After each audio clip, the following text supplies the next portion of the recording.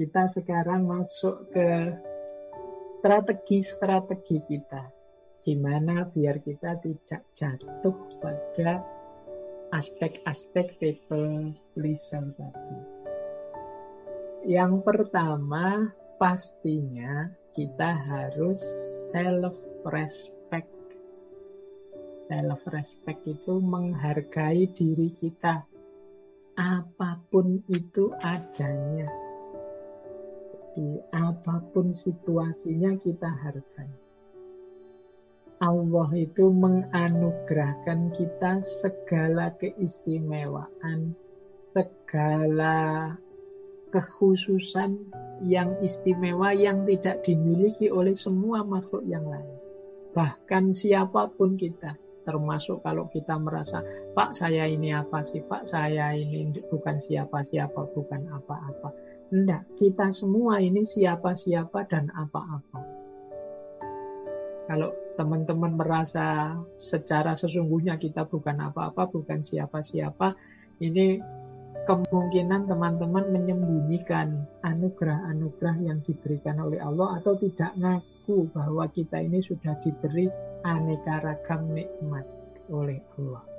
Hadirnya kita di muka bumi ini sebagai manusia yang berkesadaran itu saja sudah anugerah yang luar biasa yang tidak diberikan pada semua makhluk yang lain. Jadi yang pertama penting self-respect, menghargai diri. Kalau sudah begitu, ayo membangun self-esteem. Self-esteem itu kebanggaan diri. Bahwa aku ini sesuatu, bahwa aku ini punya kelebihan-kelebihan. Mungkin aku tidak bisa ini, tidak bisa itu, tapi aku masih punya ini dan punya itu. Itu namanya self-esteem, bangga dengan diri kita.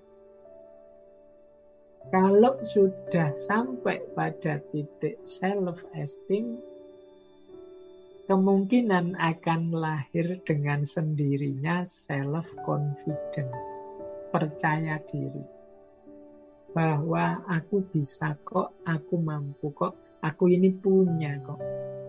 Aku juga bukan orang sembarangan. Tidak ada orang itu yang sembarangan. Setiap orang istimewa khusus. Nah ini rasa percaya diri. Nanti akan jadi kunci ke belakang. Kalau kita sudah bisa percaya diri, selanjutnya adalah self-assertion. Self-assertion itu penegasan diri. Maksudnya apa? Kita ikuti pandangan kita, keinginan kita. Kita akui apa yang kita suka, apa yang kita tidak suka. Ini namanya self-assertion. Kalau kita setuju, ya bilang setuju. Kalau kita merasa tidak nyaman, kita bilang saya tidak nyaman dengan itu.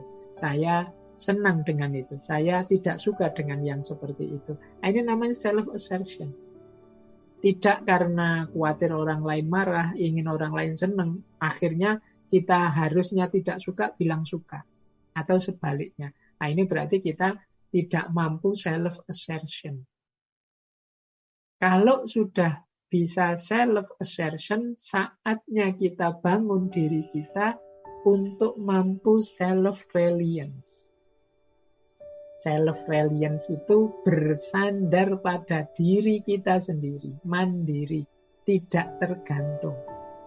Nah, kalau ini butuh proses, butuh usaha.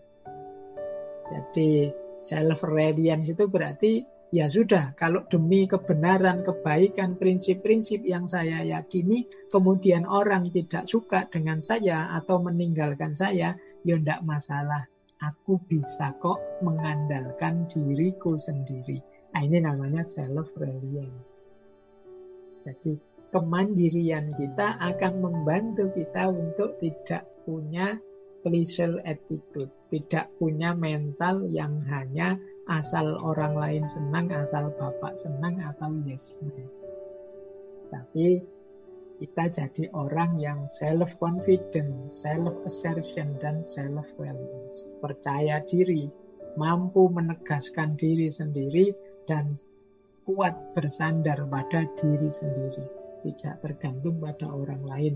Kalau orang lain mau bergantung pada kita, monggo, kita bisa memberikan kebahagiaan, kegembiraan pada mereka. Tapi kalau mereka tidak suka, tidak setuju dengan prinsip-prinsip kita, ya silahkan.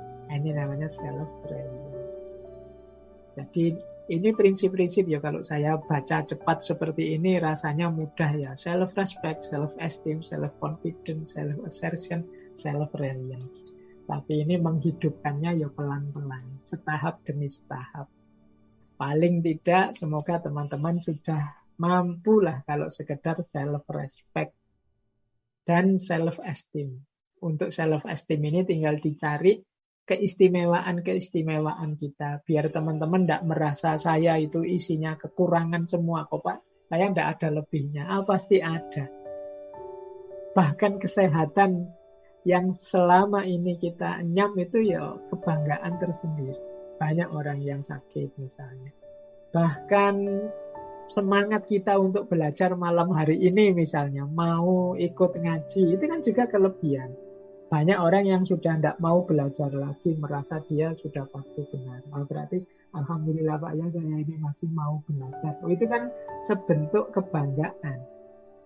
Ternyata saya juga ada baiknya. Nah ini membangun self-esteem. Kalau sudah begitu bisa self-confident, percaya diri. Saya yang sudah bolak-balik ikut ngaji filsafat, bisa lah kalau sekedar berpendapat, berkomentar misalnya. Ini namanya self-confidence.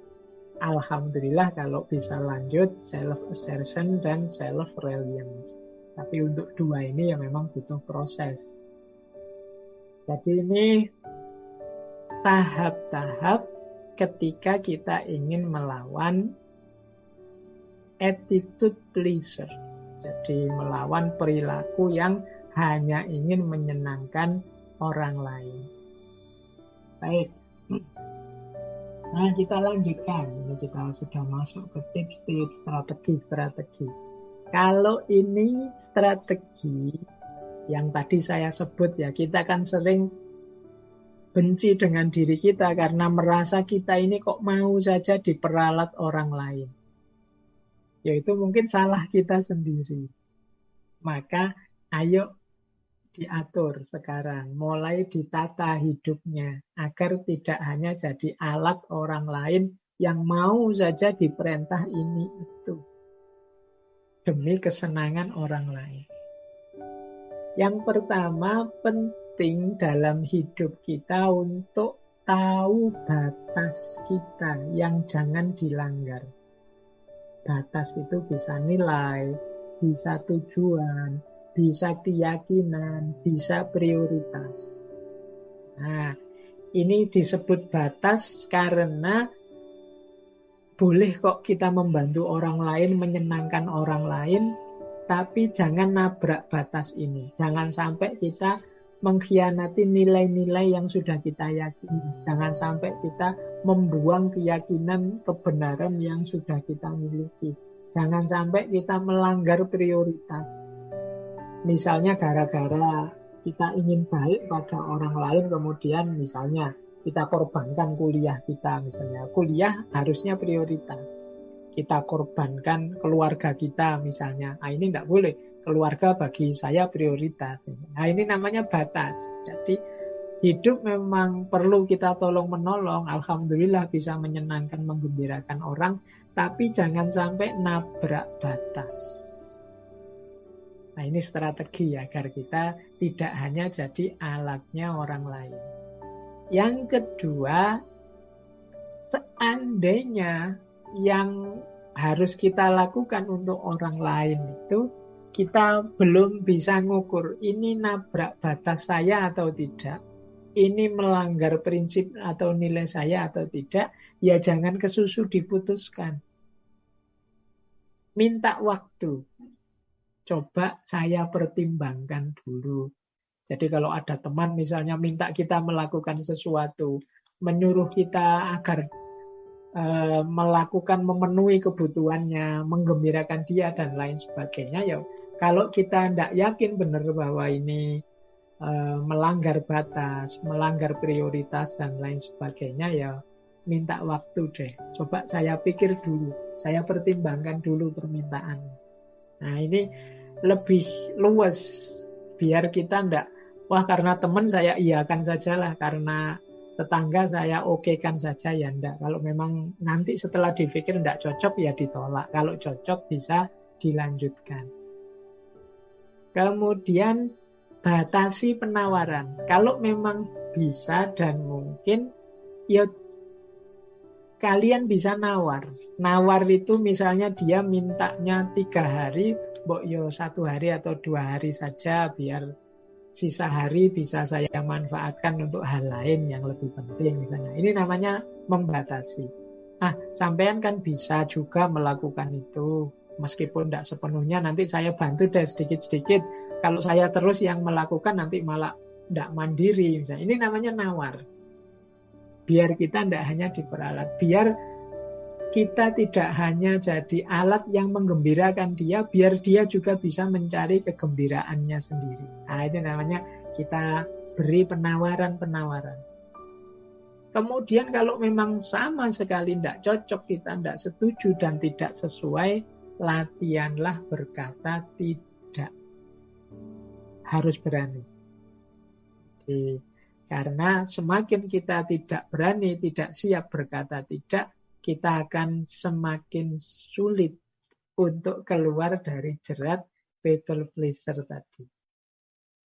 Dan yang terakhir, agar kita tidak jadi alatnya orang lain, adalah sampaikan juga preferensi kita. Preferensi kita itu maksudnya keinginan kita. Sampaikan juga pendapat kita. Oke, saya siap bantu kamu, tapi menurut saya, bukankah yang lebih baik begini misalnya. Itu namanya preferensi. Tapi menurut saya, cocoknya kan lebih enak begini. Itu namanya preferensi. Jadi bagaimana biar orang juga tahu bahwa kita ini bukan alat yang bisa dipakai ke sana kemari sesuka mereka. Kita juga punya prinsip. Kita juga punya pendirian. Inilah cara kita agar tidak jadi alatnya orang lain. Makanya kalau diringkas tadi ya, adanya di 5 prinsip ini. Yang pertama, identify your why, delay, delegate communication, and practice saying no. Jadi yang pertama, kita harus punya nilai identify your why. Itu kita tahu argumennya, kita tahu dasarnya, mengapa kita melakukan itu, mengapa kita membantu teman, mengapa kita ingin membahagiakan dia, kita tahu alasannya. Kemudian delay. Delay itu kita pending sebentar untuk berpikir, untuk mempertimbangkan. Kalau mungkin delegate itu ya digarap bersama-sama, didelegasikan. Jangan semuanya kita yang melakukan. Kemudian communication. Wong kita ini manusia dengan manusia, kalau bisa dikomunikasikan. Mana yang paling baik yang bisa dilakukan. Dan yang terakhir, practice saying no. Practice saying no itu latihan mengatakan tidak. Ini kuncinya tadi, setelah kita rinci ya kuncinya 5 hal ini.